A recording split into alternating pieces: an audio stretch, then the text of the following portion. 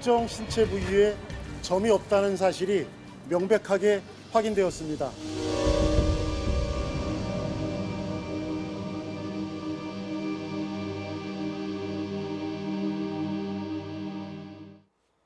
네, 이재명 경기도지사가 어제 아주대병원에서 신체 검증을 받았습니다.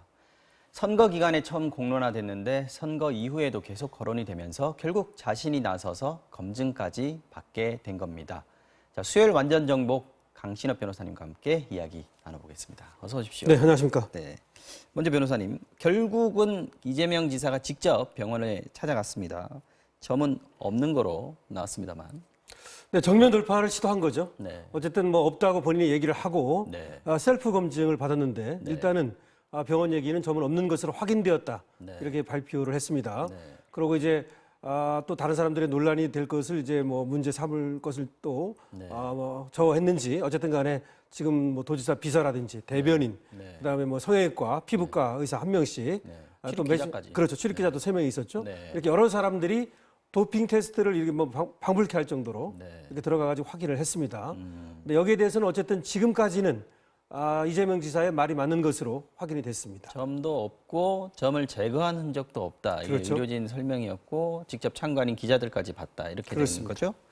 어제 검증을 함으로써 이 분류 의혹, 여배우 스캔들 이 부분은 정리가 되는 걸까요? 김부선 씨 쪽에서는 당장 쇼다 이렇게 얘기가 나왔는데요. 그렇죠. 뭐 강은석 변호사는 정말 뭐 쇼를 하고 있다 이렇게 얘기를 했고요. 네. 물론 김부선 씨는 본인은 지금 아직까지 네. 묵묵부답으로 있습니다. 네.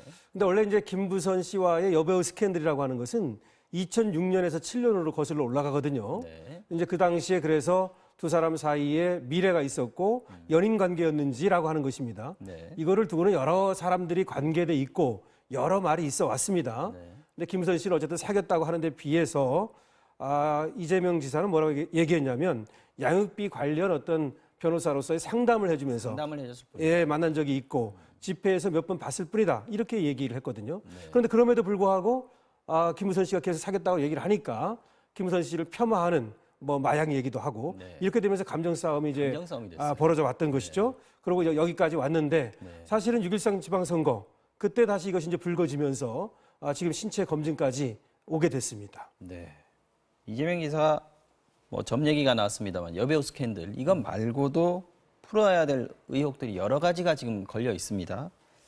해경군 금시 그리고 친형 정신병원 감금이 직권 남용이었느냐 아니냐 그리고 이후에 또 한 시사 프로그램이 조폭 연루설까지 이제 의혹을 제기를 했는데 먼저 해경군 김씨 이게 원래 의혹은 계정 주인이 이재명 지사의 부인이 아니냐 하는 거였어요. 어떻게 돼가고 있습니까? 네, 해경군 김 씨라는 것이 이제 HK 김이라고 하는 네. 그런 이제 트위터 계정입니다. 네. 이것으로 활동을 한 사람이 있는데 네. 이 사람의 활동이 좀 눈에 띄는 게 있습니다. 그것이 뭐냐면 뭐 전해철 의원 저번에 그다음에 문재인 대통령 등이라든지 상대방에 대한 가차없는 공격 그리고 이재명 지사에 대한 어떤 추앙적인 글 네. 뭐 이런 것들을 올렸거든요. 그래서 이 사람이 도대체 누구냐라고 하는 것이 이제 궁금했던 겁니다. 네. 근데 그 HK 김이라고 하는 것이 김혜경하고 맞아 떨어지거든요. 네. 근데 이재명 지사의 부인이 김혜경입니다. 그래서 이재명 지사의 부인이 그렇게 이제 트위터 활동을 하면서 네. 다른 사람들을 비방하고 이런 활동을 한 게 아니냐 이렇게 얘기가 됐던 거죠. 네. 그런데 거기에 대해서 이재명 지사라든지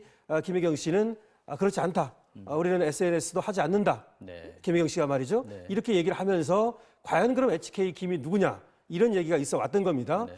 그런데 이번에 이제 이재명 지사의 전 운전기사 네. 2011년부터 16년까지 성남시청에서 운전기사를 했던 사람이 그 사람 아니냐 이런 얘기가 나왔고 네. 어제 드디어 이제 참고인 조사도 받았거든요. 경찰에 소환이 됐죠. 네, 그 얘기가 나오게 된 거는 이제 이재명 지사의 팬카페를 운영했다고 하는 사람이 바로 그 운전기사다 이렇게 지목을 했습니다. 네. 그래서 그 운전기사가 나한테 자기가 그 트위터 계정의 주인이 맞다 이렇게 얘기한 적이 있다 이렇게 이제 얘기를 했는데 네.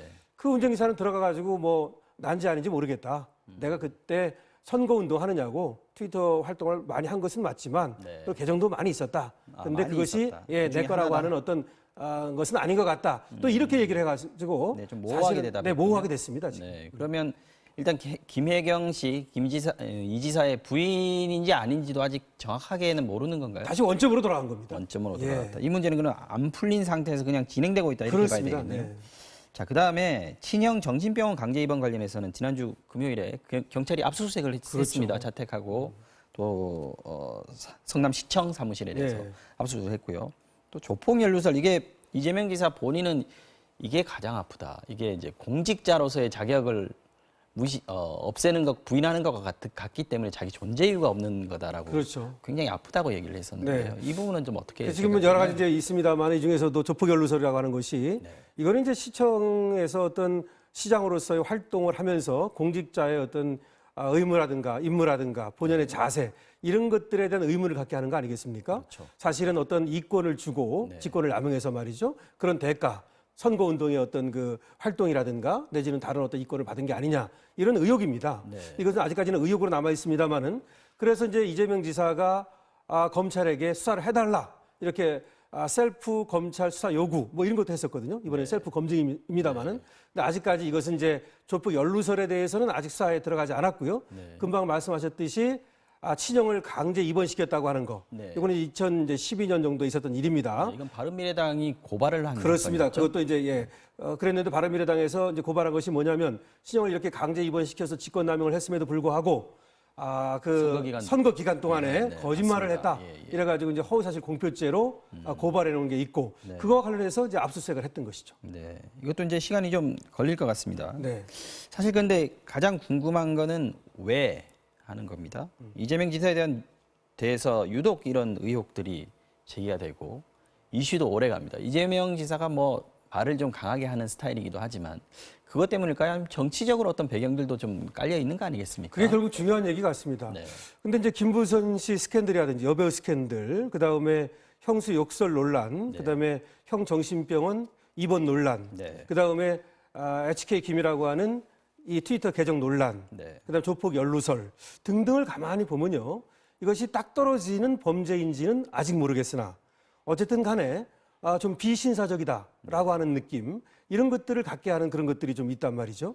근데 원래 이재명 지사는 시민들과의 소통을 통해서 그리고 어떤 사이다 발언이라고 하는 것을 통해서 인기를 얻은 대중 정치인입니다. 네. 사실은 뭐 조직도 그렇게 많지 않았고 어떤 그렇게 인맥이라든가 내지는 또 그런 것들이 이렇게 많거나 이렇지 않았거든요. 그렇죠. 그래도 불구하고 빠른 시간 내에 아주 대중 정치인으로서 성공을 하지 않았습니까? 맞습니다. 네. 거기에는 권력에 대한 가차없는 비판, 그리고 어떤 재벌에 대한 비판. 네. 그래서 그런 사이다 어떤 발언으로서 권력에 저항하는 모습 이런 것들을 보여줬는데 네. 지금 나오는 걸 보면 말이죠. 하나같이 권력자의 모습에 가까운 이런 것들을 보여준단 말이죠. 김부선 씨에 대한 어떤 가차없는 공격이라든지 또 지금 의뢰 입장에 있는 말이죠. 그다음에 친형이라든가 형수라든가 가족에 대한 어떤 도리를 다하지 않는 모습이라든지 그다음에 조폭 같은 거는 더군다나 가장 경계해야 될 부분 아니겠습니까? 이런 모습에서 이제 국민들과 시민들이 상당히 여기에 실망하는 모습이 지금 나타나고 있는 겁니다. 근데 각종 의혹들이 있긴 하지만 이재명 지사 입장에서는 하나같이 다 부인하는 것들입니다. 그렇죠. 그리고 네. 조금씩 뭐 지금 진행되고 있는 것들은 완전히 밝혀지진 않았지만 이재명 지사로서는 여전히 부인을 할 만한 상황인 것 같기도 그렇죠. 하고요. 그렇긴 하지만 어쨌든 이재명 지사로서는 이런 것들이 과거에 자신이 얻었던 인기라든가 내지는 어떤 위치 이런 것들과는 좀 배치되는 모습이 나타나고 있고 이것 때문에 오래 간다 그러니까 이것이 말이죠.